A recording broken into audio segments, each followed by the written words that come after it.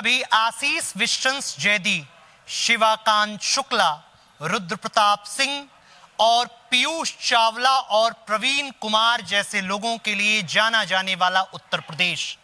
अब आप सोच रहे होंगे कि ये नाम कौन से हैं। ये नाम वो नाम हैं जिन्होंने भारतीय क्रिकेट को गौरवान्वित किया।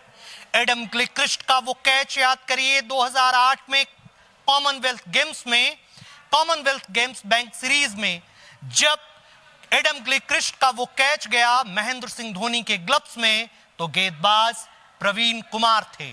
2007 का T20 विश्व कप याद करिए, फाइनल मुकाबले में पहला ओवर कौन कर रहा था? नाम आरपी सिंह। ये उत्तर प्रदेश के गेंदबाज हैं।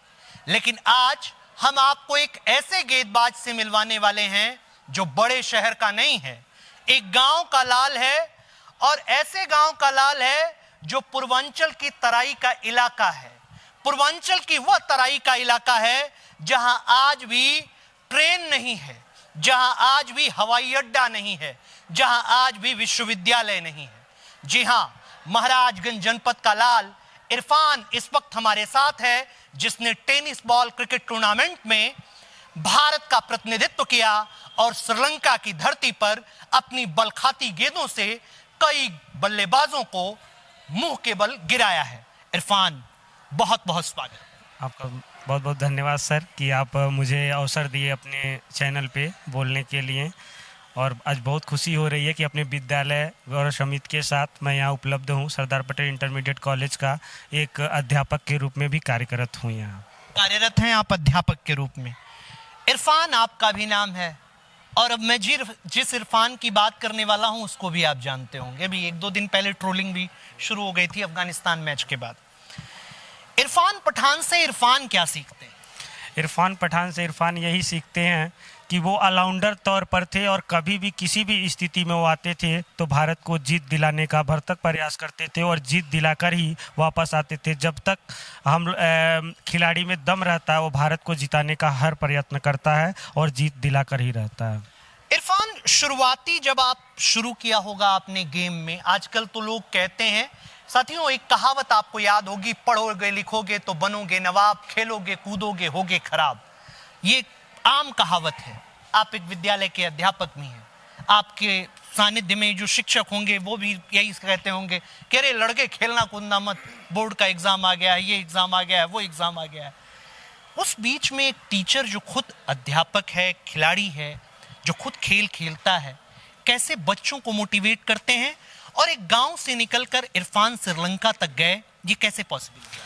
सर, हम 2009 में उत्तर प्रदेश से खेलना शुरू किए थे अंडर 14, और वहाँ पर एक बागीचा था, उसी में खेल रहे थे। तो वो सर्वे के लिए यहाँ पर महाराजन टीम आई हुई थी खेल का, क्रीडा की, और वो हम लोगों को बनारस ट्रायल के लिए बुलाए गए थे। यहाँ 7-8 बच्चे हम लोग गए थे, और वहाँ पर हम लोग का ट्रायल बहुत अच्छा हुआ, और 1 महीने के बाद सहारा में हम लोग का फ़ोटो निकला। उसी दिन सचिन का बर्थडे भी था, और वहाँ हम लोग को सबसे पहले नागपुर जाने का शुभ अवसर प्राप्त हुआ था, और वहाँ पर हम लोग का प्रदर्शन अच्छा रहा है। नागपुर महाराष्ट्र। तो बहुत सारे प्रदेशों में खेलने के बाद लगातार बढ़ता गया। उसके बाद से दुबई जैसे राष्ट्र में हम लोग खेले इंटरनेशनल, वहाँ पर भी 3rd प्लेस रहा। श्रीलंका जैसे राज्यों में, भूटान, ये सारे फर्स्ट रैंक के साथ हम लोग बहुत सारे देशों को खेल चुके, और बहुत अच्छा लगता है कि अपने देश की जर्सी पहन के और भारत माता की। क्या नंबर की जर्सी है आप? 9 नंबर की 9 नंबर की जर्सी है। 9 नंबर की जर्सी किस खिलाड़ी की हुआ करती थी? नहीं याद है। चलिए मैं याद करा देता हूं, जवागल सिरनाथ की हुआ करती थी, और आप भी गेंदबाज हैं। ठीक है, चलिए अगले क्वेश्चन पे आते हैं। इरफान, गांव से निकले हैं आप, विद्यालय में पढ़ाते भी हैं, खेल को मैनेज करना कितना मुश्किल रहता है, कितना आसान रहता है? जैसे अकेले तो संभव नहीं है, स्कूल के साथ साथ स्कूल मैनेजमेंट, जैसे हमारे प्रधानाचार्य करमवीर पटेल सर, विधायक जी, और सारे लोगों का सपोर्ट मिलता है, तभी संभव है कि छुट्टी बीच में मिल जाना, सारी चीज़ें, और बच्चे ज़्यादा प्यार करते हैं, सारी इस चीज़ों को लेकर हम मैनेज कर लेते हैं। मतलब सर के टाइम देते हैं। कैसे कितने बजे आप खेल खेलते हैं? शाम में सर 1 से 2 घंटा, कभी रात में हो जाता है 2 घंटा 3 घंटा। रात में प्रैक्टिस करते हैं? रात में भी 1-2 घंटा हम खेल लेते हैं अगर टाइम मिल जाता है तो। मजबूती क्या है आपकी? इन स्विंगर, आउट स्विंगर, या बीमर, या सर इन स्विंगर आउट स्विंगर दोनों है मेरा। और जैसे कि बॉलिंग में थोड़ा सा मिस किया था जब ऑलराउंडर तौर पे था, लेकिन सब सर बोले कि नहीं दोनों एक साथ लेके नहीं जा सकते हो, तो मैंने बॉलिंग को चुना, तो इंटरनेशनल में बॉलर ही के रूप में। ब्लैक होल में गेंदें डालना कितनी आसान होता है? ब्लैक होल में जब बल्लेबाज अपने पूरी फुर्ती के साथ फ्रंट फुट पर आगे बढ़ करके खेलता है, थोड़ा बहुत क्रिकेट मैंने भी खेला है, तो फ्रंट फुट पर जब बल्लेबाज खेलता है तो उस दौरान ब्लॉक होल में गेंदें डालना, विकेट लेना, ये कैसे संभव हो पाता है आप लोगों को? सर संभव तो ये है कि एक गेंदबाज को सिर्फ पढ़ना ही है।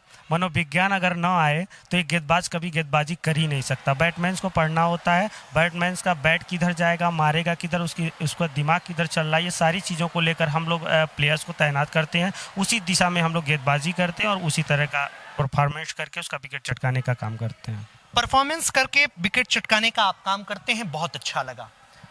गांव के बच्चों को क्या कहना चाहेंगे इरफान? गांव के बच्चों से कहना चाहेंगे कि देखिए, प्रतिभा अगर है तो गांव में रहेंगे तो कभी संभव नहीं है। जब हम गांव के बाहर ट्रायल देंगे तब वहां पता चलेगा कि हम कितने अच्छे हैं, और वह ट्रायल देने पर ही पता चलता है कि हम एक परफेक्ट खिलाड़ी हैं और सेलेक्टर के नज़र में आते हैं और देश विदेश तक खेलने का शुभ अवसर प्राप्त होता है। ये थे इरफान, जिनका कहना है कि गांव से निकले हैं, देश विदेश तक जाएंगे और लोगों का सहयोग रहा तब मैं यहां तक पहुंचा हूं। क्या रखते हैं इरफान की इन बातों पर आप अपनी राय जरूर कमेंट बॉक्स में हमें बताएं। आप देख रहे थे यूपी टीवी समाचार और अपने सहयोगी किशन गुप्ता के साथ मैं था अंकित मणि त्रिपाठी।